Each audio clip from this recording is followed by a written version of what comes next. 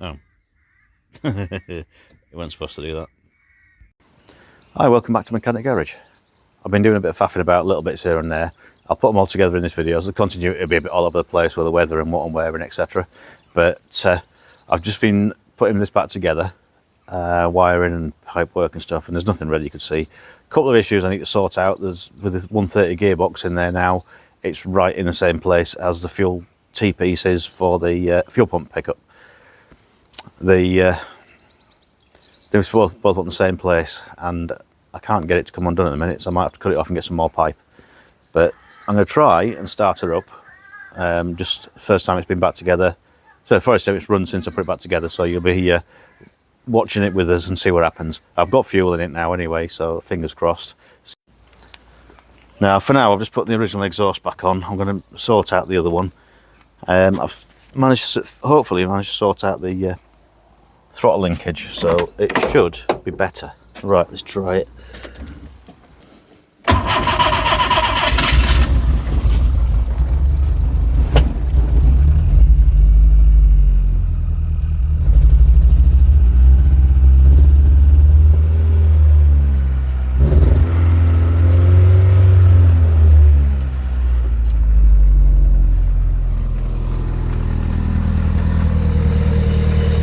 Well, that's all right. Start straight away.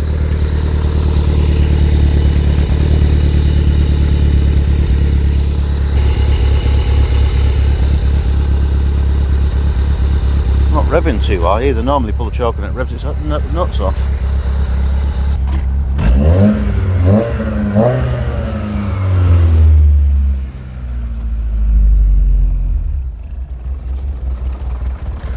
Turn the choke off, see what happens.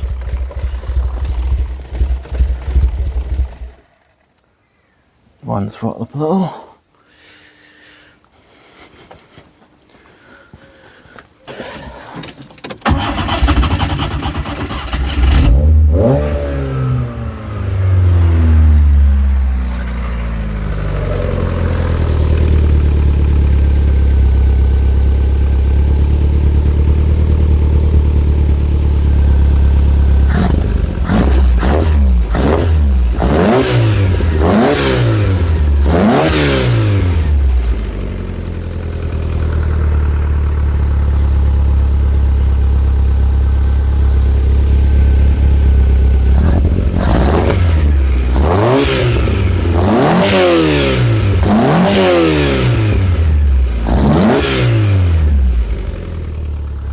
Running a bit rich. We did think that before though. Chucking out a bit of black smoke.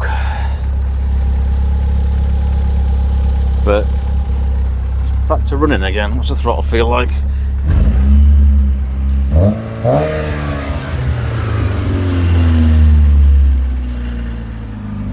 Very slow to return.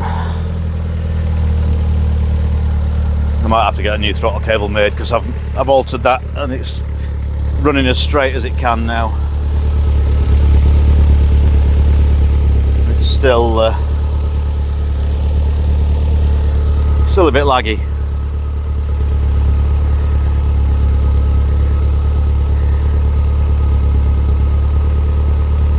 That sounds alright. Burning off a bit of oil and muck and dust and stuff out of there. Found a coolant leak, which doesn't surprise me. And just run perished hose underneath. It's one of the original hoses I used, so I'll have to replace that. It's about 2 foot length. Now that's running really nice.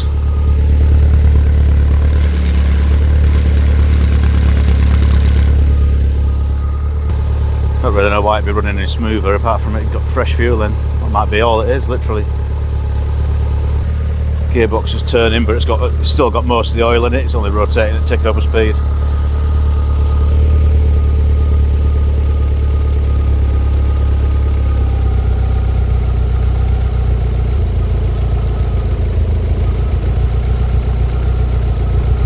Tweak the throttle a bit.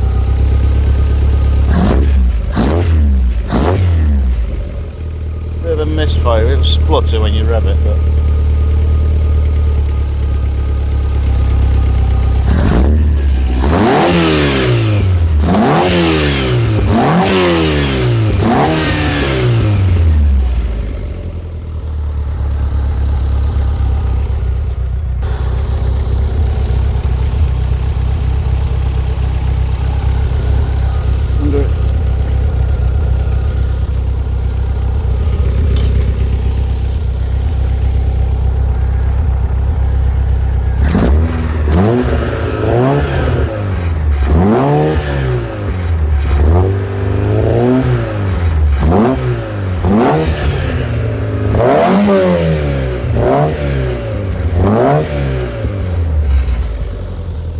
going up and down nicely, but they seem to chatter a bit.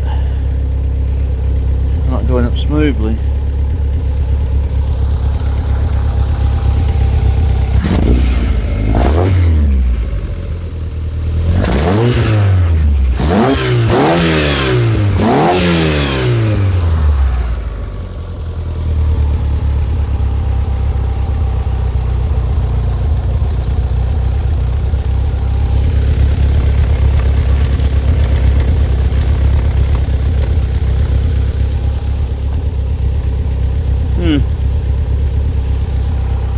Well, it seems alright for now anyway. So, seems quite good. He's setting up a little bit. I think the carbs will need looking at again. It's a couple of years since I built it now, I think.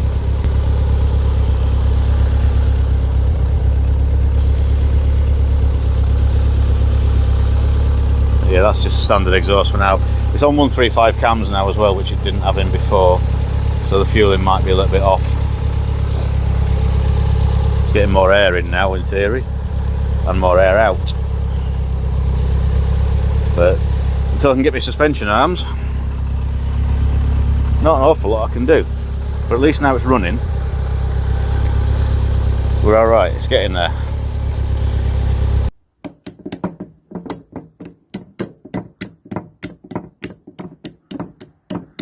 That'll be the clicking and noisy gear change then. This is it after I rebuilt it. I've got these new bushes. They're made by Kieran Jackson. Cheers very much, mate. And Paul Wyatt is making these bushes that come out. Dropping that.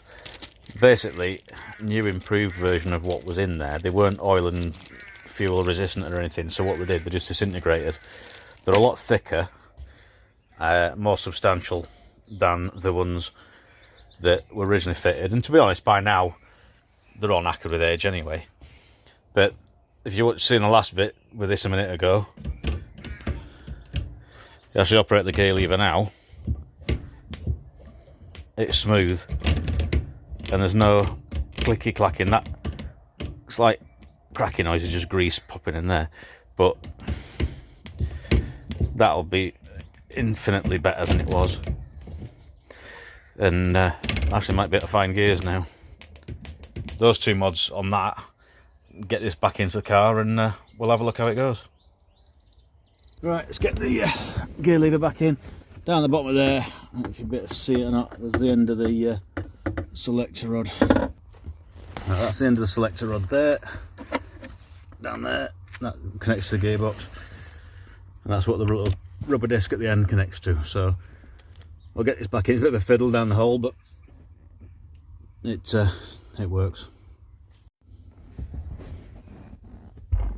Yeah, I've got the new bush on, new nylon. No, they don't do solid tight, they go fairly tight. You have to basically fish it out, hook it onto that. So basically tighten that up till you got a bit of a rubbing resistance, not stupidly tight, because it's got to be enough to hold it without enough to actually cause you problems. I think I'm going to have to go through the hole behind to tighten this, because that's going at a funny angle. So now basically you wriggle that around a bit until it fits in the hole. That's your lever in, and you've just got 4 bolts that hold it in, which I'm not tightening up yet because I need to align the linkage underneath, get it connected. Now I've got it, now that's in, I can get the bit underneath connected up and set this in the right place. I'll come in from the other side, move the carpet and the seat. That's your selector rod there, and you can actually get to the nut here through that hole. That's what it's for. I was trying to faff around doing it in the other one, but you can get it there. You can just about see it down there. Once that's tight, I've connected up the underside of it before, and I'll show you that because I've modified that slightly. Maybe when I had that much slack in here, I was trying to get rid of some of the slack and the slop. However, I may have made it better, or it might be really difficult to use now. I don't know. We'll find out. Anyway, we'll get this tightened up in here. As I say, you don't do them stupidly tight. You do it enough to nip the rubber. Otherwise, it's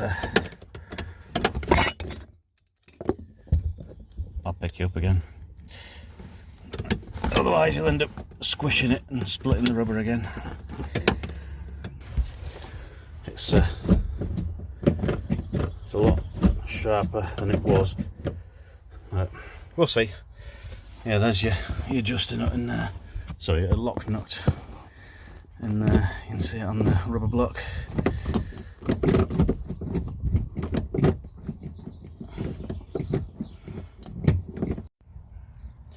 Right, going underneath a minute. Well, might as well finish off as long as it spares the right way around. Yeah, that's the gear linkage. That's connected to the other end of the rod. Can't see where my finger is here. That's the other end of that rod that was inside. This is like a rubber dog bone. Now normally, these two slots, these two bolts are a lot smaller, and there's a lot of slack forward and back within these two. Now, I've engineered some of that out by drilling through and putting slightly bigger bolts in. They've still got the free play movement to pivot, but there's very little actual lateral movement.